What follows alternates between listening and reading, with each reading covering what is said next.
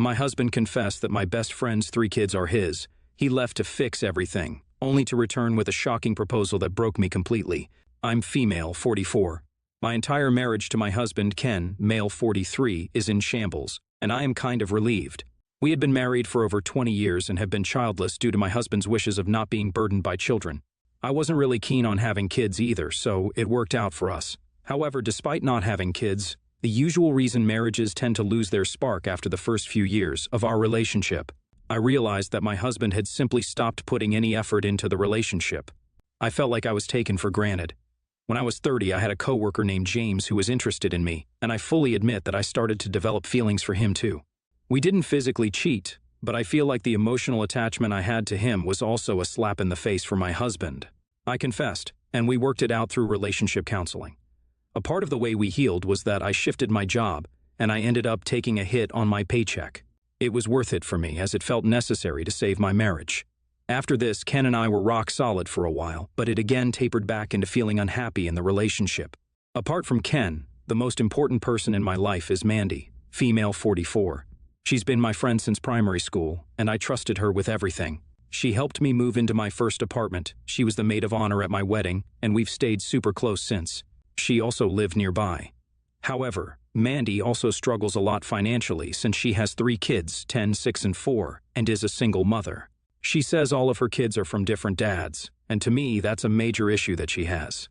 I guess she was and is too casual about hookups and the disastrous consequences thereof. Her kids are all lovely, and they surprisingly look quite like siblings. I was their aunt and helped out with her parenting whenever I could lend a hand. Ken is also really involved in their lives, and it's something that I admired about him. Last month, to my complete surprise, I saw James in our neighborhood. I had half a mind to just ignore him, but he called me over and we began talking. He was still single, and he asked about my relationship too, in a very obvious manner. It turns out that he had bought a house in the suburb we lived in, and was planning on settling down there. Despite the troubled marriage I had, and the fact that issues had resurfaced again, I didn't find myself attracted to James as I did back in my 30s. However, when I told Ken about it, he became insanely jealous. I was so surprised by his reaction. He told me that it was unfair that he has to see the dude I almost cheated on him with every day in his own neighborhood. I do get where he's coming from, but it's not like we could just move away because of James. The unfortunate thing was that James was an active member of the community. He was at every HOA meeting just like I was, and often took the lead in organizing events or block parties. It led to a lot of fights with my husband because he simply didn't believe me when I said I was not going to end up with James. One evening when I got home from an HOA meeting, Ken was looking really nervous, and he told me that we needed to talk. He sat me down and said, "Op, I need you to know something. I have been with Mandy. I've cheated on you." I was taken aback by this, not just because I thought that my husband had cheated on me, but because he had cheated on me with my best friend. I asked him how long this had been going on, and his response had me in tears. He said, "Well, OP, it started after that incident with James, and I just kept going. She's not just a mistress, they're kids of mine too." Every single kid Mandy had was my husband's. He said that even though he used to feel like he wasn't ready for kids, after Mandy's first child was born, he had a change of heart and wanted to have kids with her. The worst part was that even Mandy agreed to this, and Ken sent over a significant portion of his money to Mandy as an unofficial kind of child support. He also visits them super frequently, even more than I was aware of. All of these things taken together, which is too much to handle, and I had a breakdown. Ken kept saying that he confessed because it was the right thing to do, but where was all this 10 years ago? Apparently, seeing James here again made him realize that our issues weren't ever properly resolved, and he hadn't been honest with me, so that might be a part of it. I couldn't believe how he fought an emotional affair with a man 10 years ago, had the same weight as what he had done with my best friend. I kicked him out and told him to go stay with Mandy, and I had been in the house alone for all of this time. Now, while Ken was gone, James heard about what happened. The gossip spread through the neighborhood like wildfire, and he came to check in on me. I was fully resigned to him taking this as his chance to get with me. But I was surprised when he treated me with empathy, compassion, and respect. It was clear he wasn't looking for a relationship, and he was just there as a shoulder to cry on. He visited me consistently and made me feel like a whole person again. On the 3rd day, there was a spark between us, and I felt like I did back then. It was clear that there was something between us, and we slept together. The very next day, Ken showed up at my doorstep and told me that he had worked things out with Mandy. I asked him what exactly he meant, and he told me that Mandy wasn't on board with revealing the truth about her kid's father to me. She doesn't want to be a homewrecker, by causing a divorce as if being a mistress was fine as long as nobody knew. Ugh. I hadn't spoken to her or heard from her during the 3 days I was alone, and it's clear by now that our friendship is over. She's probably too scared to talk to me anyways. Ken told me that Mandy was willing to fully raise the children herself as long as she got a legal contract giving her child support. In return, Ken and I could continue trying to rebuild our marriage. That was his solution. I literally laughed in his face. James was also there, and when my husband saw him, there was a huge brawl. I told Ken that we were done, and I'm filing for divorce, and as he was walking away, he shouted, "You couldn't even wait until we were divorced to jump on somebody else." Honestly, I feel like he has no right to say that after everything he confessed to me. But a few of my friends are saying I should have waited before sleeping with James. It might also hurt me during the divorce proceedings since I am also technically a cheater now. When I think about it, I do think I ended up sleeping with James because I was emotionally vulnerable. So was I the a-hole for what I did? Update 1, first things first, I just want to clarify that I am not in a relationship with James just yet. To be honest, I regret sleeping with him right away, and both of us have mutually agreed to just be friends for now. Ken is currently living with Mandy, and from what I heard from my friends, they're trying to make things work between them for the kids, I guess. Despite not wanting to be burdened with kids, that's what's going to happen to my soon-to-be ex-husband. The divorce is going to take place mutually, so thankfully I won't have to fight him on that, but there's going to be a lot of nitpicking when it comes to assets and finances, and I will have to prepare myself for that. Update 2, Mandy ended up reaching out to me about a week after the divorce was finalized, and I spoke to her despite the anger I felt. She started by saying, "I didn't want to hurt you like this, Ope. Everything that happened between me and Ken just felt different, and that's why I had to be with him. I felt terrible about it, and I hope that everything being out in the open might help. But it really doesn't. Do you think we could still be friends?" I laughed as she finished her last sentence and told her that her feeling bad doesn't fix a single damn thing. The conversation steadily got more and more heated until she spurted out, "You cheated too," as her only justification. I hung up on her and blocked her, and I hope she enjoys Ken. Update 3. I'm finally free of Ken and Mandy. James and I are dating, and I know a lot of comments are going to scream at me about that, but at this point I am honestly beyond caring. I'm not getting any younger, and I finally found a man who is, decent.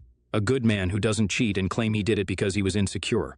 The divorce worked out kind of in my favor, and I got the house and a decent amount of alimony.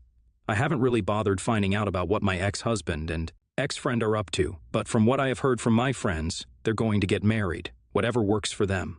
I would have loved to keep in touch with the kids, but after knowing about their dad, I don't think I can look at them in the same way again.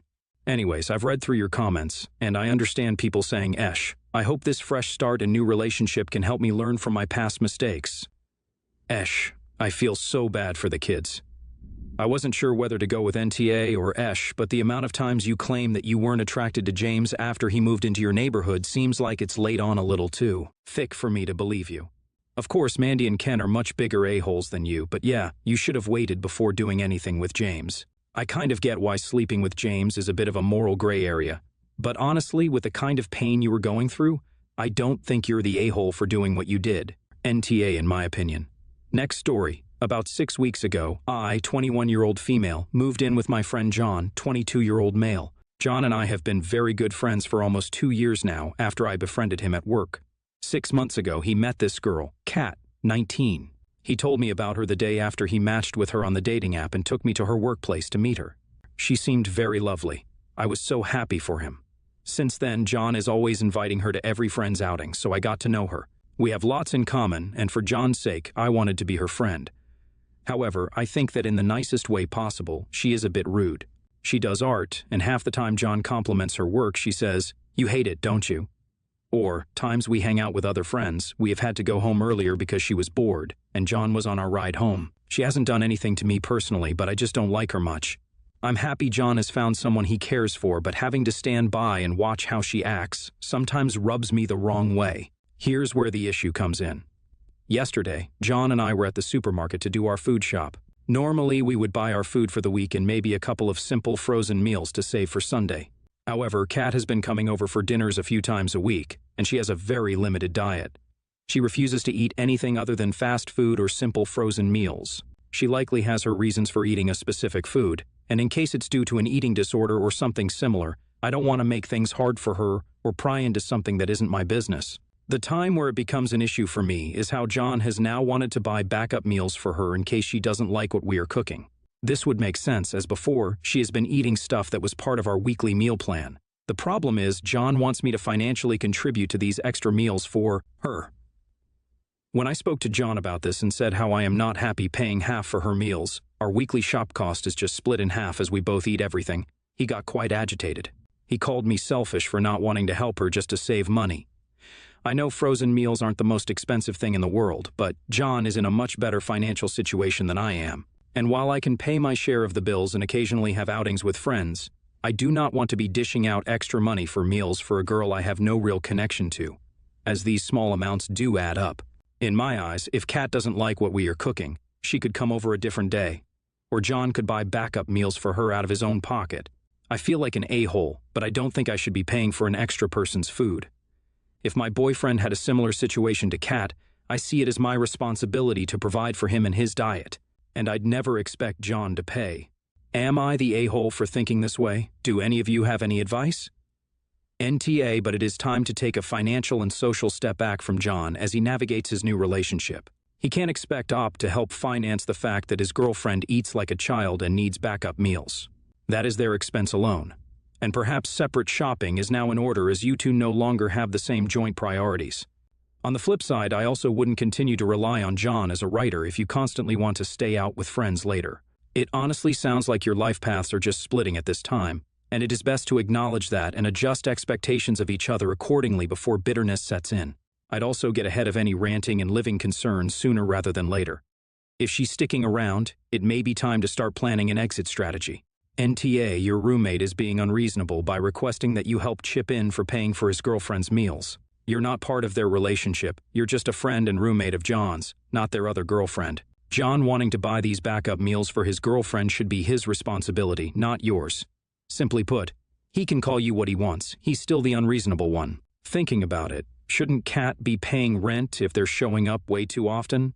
Or at least, maybe you should give your landlord a heads up the next time John brings up the idea that you have to pay for Kat's food. Next story, I, a fatty female, am getting married in June. The invites were all sent months ago. I come from a big family, my mom is one of 6. I did not invite her sister, my Aunt Anne, and female in her 50s. She is the only family member we did not invite. My Aunt Anne and I have a very complicated history. We were very close when I was younger. She was the crazy, unpredictable aunt that would let us buy and do anything we wanted. As I got older, I started realizing my parents probably shouldn't have trusted her with us in her care. She will do anything for attention. She's a compulsive liar, and many other things. Character limit. Then, in high school, she kidnapped me in the disguise of a California weekend trip and held me for ransom against my parents. When I gave her a second chance in college, she kicked me out onto the street, leading to me being homeless for over a month in a state where I had no family besides her to turn to for help. For me, that was my last straw. After that, she tried her behavior onto my other cousins. There's 11 of us, keeping the cycle of trying to be the core aunt. Then when she would overstep, people got mad and she got defensive and did something crazy, a few times worse than what she did to me. Since then, one of my uncles allegedly got a restraining order against her. She is not allowed near any of his children. So tonight, she called my mom, trying to really butter her up with a sob story for 30+ minutes before begging for an invite. My mom told her she would have to talk to me directly because it's my wedding. To that, Aunt Anne said, "Well, aren't you paying for it? Or you should invite who you want," which my mom responded with, "No, they are paying for the wedding, 100% themselves, something I'm very proud of, by the way. Yay us." Aunt Anne was flabbergasted, to say the least. She thought my parents paying for it would be her ticket in if she could guilt-trip them enough. When my mom was summarizing this to us, my dad was also in the room. He insisted that saying no to her will not work, that she will try to show up and act like she was invited. I told him that if she decides to arrive, she will promptly be escorted off the property. I don't want her there. My husband 1000% supports my decision. Also, my uncle with the restraining order will be there with his kids, so legally she can't. My dad said, "You should take the higher ground. It will ruin your day if you let her get to you. Just let her do her thing. I should ignore her and enjoy my day." I said having an unwanted guest will ruin my day, not asking someone to leave. He leaned into it, saying that it is in bad taste. I asked him if I should just let any random person that didn't get an invite attend. He said that's different, she's family. We went back and forth for a good 15 minutes about this. When he left, we were still not in agreement. He thinks I'm the a-hole for not letting her stay if she intrudes and not taking the high ground. I can't stop thinking about this, and am now starting to question my boundaries. Am I the a-hole? NTA, this woman legitimately sounds dangerous, and maybe I don't know the details of how restraining orders work. But if the uncle is present, she cannot be without being in violation of the order, right? Sadly, I think you do need to hire a security service for this event. It sounds like it would be very, very problematic if she shows up and it's not going to come down to whether she receives an invitation or not. This is not about ruining or embarrassing her. It's about holding on to the boundaries of your entire family needs against her. NTA, but your dad's point of view is concerning. She kidnapped you. Like, yeah, her coming to the wedding is different than a rando crashing the wedding, as in having the rando crash would be preferable. You'd have a neutral opinion of a rando, but a very negative opinion of your aunt, plus there's a non-zero chance that the rando is actually Bill Murray, so, yeah.